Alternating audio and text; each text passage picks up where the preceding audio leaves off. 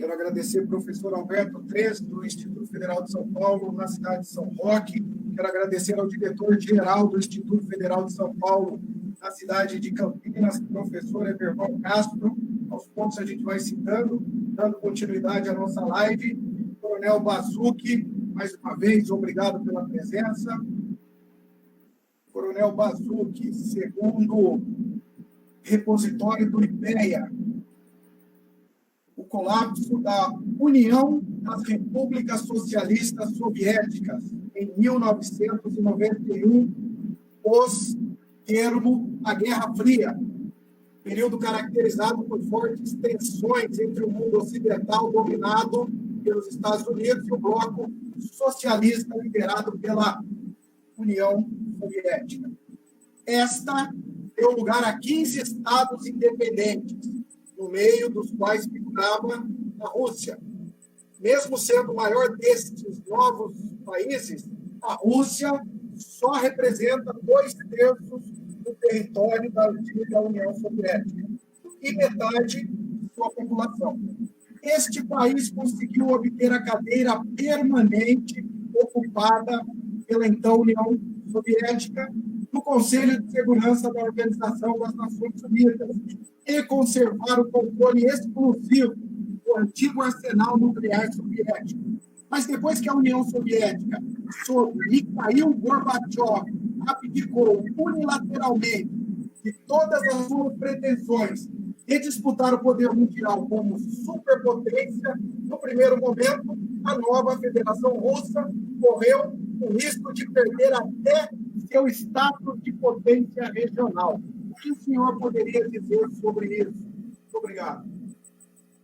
Professor Nélio, meu prezado chefe geral Conforto, companheiros do Instituto Federal de São Paulo, capitão Túlio, velho companheiro também, senhoras e senhores que nos acompanham, boa tarde.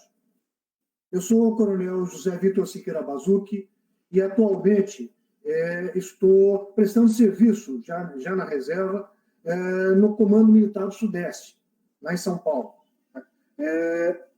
Eu trabalho no Núcleo de Estudos Estratégicos, que é um órgão que, entre outras missões, tem a tarefa de buscar aproximação com o meio acadêmico, aprofundar esse relacionamento do Exército com o meio pensante de São Paulo e apreender desse universo opiniões de especialistas paulistas nos temas mais relevantes. Então, a gente aproveita, aprende, repassa para o comando do Exército de São Paulo e isso tudo é usado no planejamento estratégico do Exército. Então, a minha atividade hoje está dentro desse quadro. Eu gostaria de parabenizar o professor Nélio e os companheiros do Instituto Federal de São Paulo por essa iniciativa e agradecer a lembrança do meu nome, pelo que eu estou muito honrado.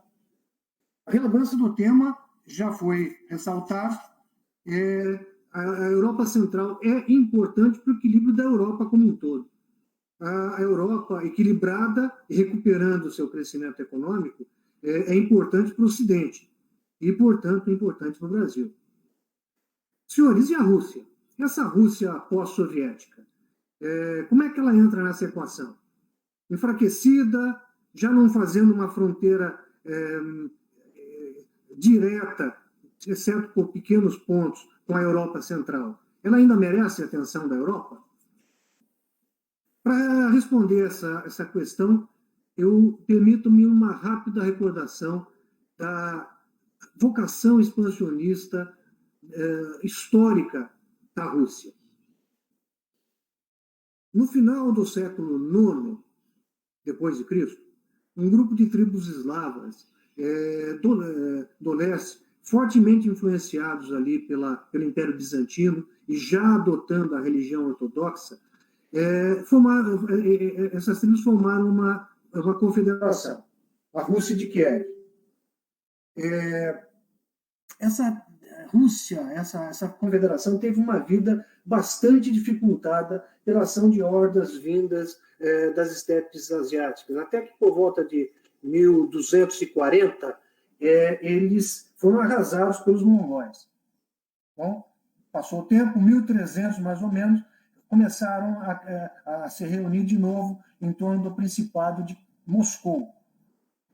Depois de se fortalecer regionalmente por cerca de 200 anos, esse Principado, ainda acossado por por povos vindos das estepes asiáticas, resolveu resolver o problema.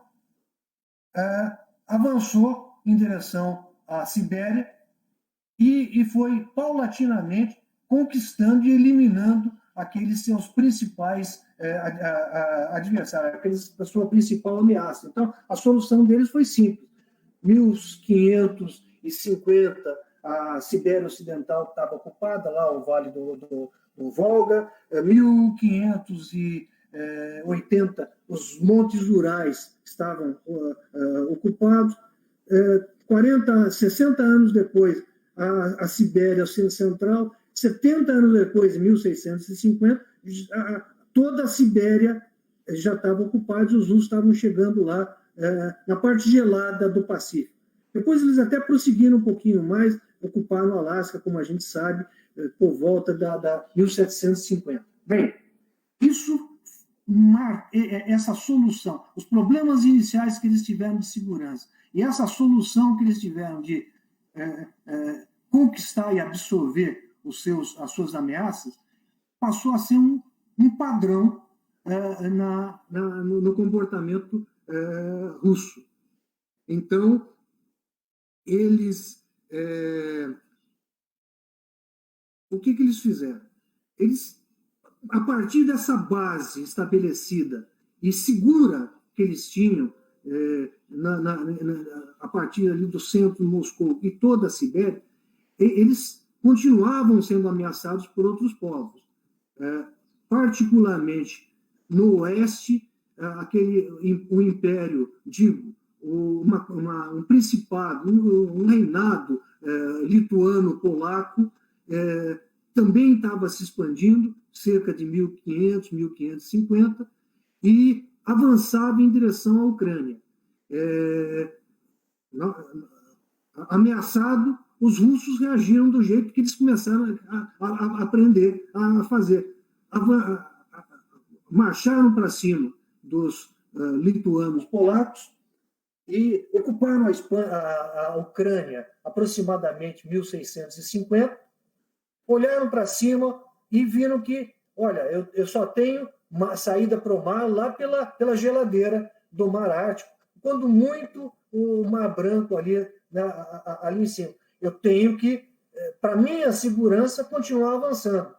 E aí, senhores, começou um avanço, um movimento que em termos de geopolítica, até é bonito, eu vou até resistir à tentação de querer descrever passo a passo o avanço russo, lá no Extremo Oriente, em cima da China, para Vladivostok, etc., ali na região dos Cárpatos, na região dos Cáucasos e na região ali entre o Mar Cáspio para o oeste, a região onde hoje está aqueles povos turcos do Cazaquistão, Uzbequistão, etc. Eles fizeram um avanço ali, e um avanço para o sul sobre o poderio turco-otomano que já tinha se estabelecido naquela região, e um avanço para o leste. Tudo isso buscando claramente melhorar suas condições geopolíticas e buscando melhorar seus acessos ao mundo exterior. Como a gente vê nos livros de história, buscando aquela coisa de conquistar portos em águas quentes. Tá? Vamos nos centrar na Europa Central. Por volta de 1700, 1650, os russos já estavam na Ucrânia. Ali, para enfrentar os lituanos polacos e os suecos que dominavam o Mar Báltico, foi um passo. Então, 1700, o imperador Pedro o Grande, que foi o que fez nascer o Império Russo, praticamente, já colocava os pés no Oceano Báltico, derrotava, em 1720, os suecos e poloneses e lituanos, conquistava o que hoje é a Estônia e o que hoje é a saída russa para o Báltico. Se a gente observar o século, os anos 1700, todo ele, todos esses anos foram de disputa no entorno do que nós chamamos de Europa Central. Os russos avançando sobre Polônia e Alemanha, Prússia. Então, ali virou um palco, naquele corredor muito bem destacado pelo general Comfort, um palco de lutas entre prussianos, austríacos, até certo ponto franceses, ingleses e russos, e no meio a Polônia. O resultado disso, como todos sabemos, foi uma série de partilhas da Polônia, até que em 1795, salvo engano, a Polônia deixou de existir como um Estado. A Rússia, então, continuava avançando. O que a Rússia percebeu? Aquela coisa da segurança. Quem é o meu principal, a principal ameaça? A minha principal ameaça já não são mais os povos da estepe asiática, não são nem os otomanos que já estão em queda aqui no sul. Minha principal ameaça é a Europa Ocidental. Então, qual é a solução típica deles? Vou me estabelecer na Europa Central, estabelecer aqui um colchão territorial de segurança para o meu núcleo, que é a região de Moscou. E daqui eu vou procurar avançar no que for possível em cima da Europa Ocidental. Só que avançaram bastante, teve as guerras napoleônicas.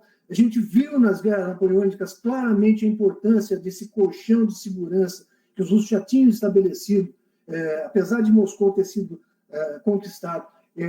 O avanço napoleônico foi catastrófico e eles ali viraram a guerra na Europa.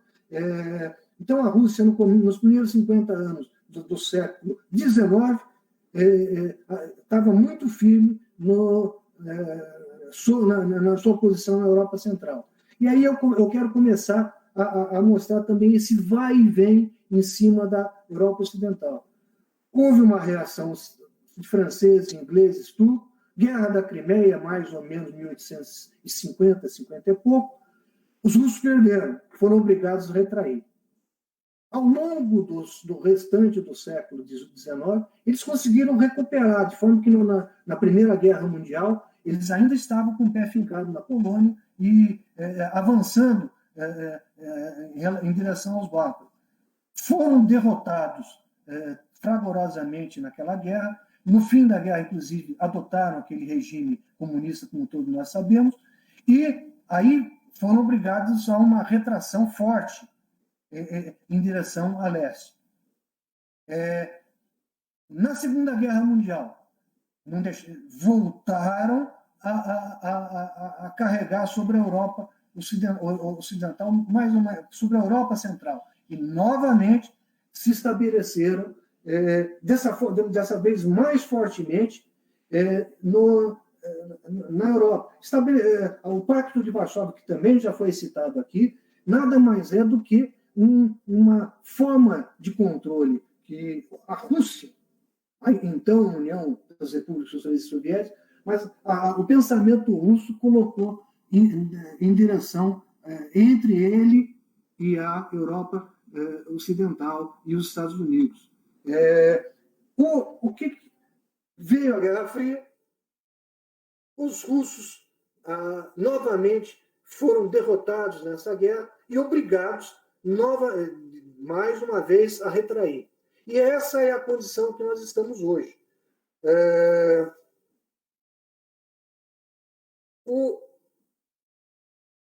A Europa Central, nesse momento, está livre da dominação russa e sob forte influência da Europa Ocidental.